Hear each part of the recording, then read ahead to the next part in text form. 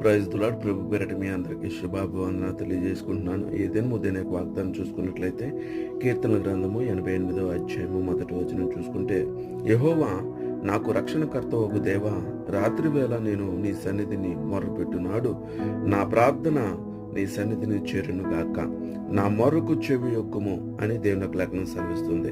అయితే దేవుడు మనకు అనుగ్రహించినటువంటి రక్షణను బట్టి, అధికారమును బట్టి మనము దేవుని సన్నిధిలో మనం ప్రార్థన చేసేవారుగా మన అవసరతలు, మన అక్కర, మన శోధన, మన వేదన, మన బాధలు, అవసరత ఏదైతే ఉన్నాయో అవన్నీ కూడా నువ్వు దేవుని సన్నిధిలో ప్రార్థన చేయడం ద్వారా అవన్నీ పొందుకోవడానికి దేవుడు కృప చూపిస్తున్నాడు.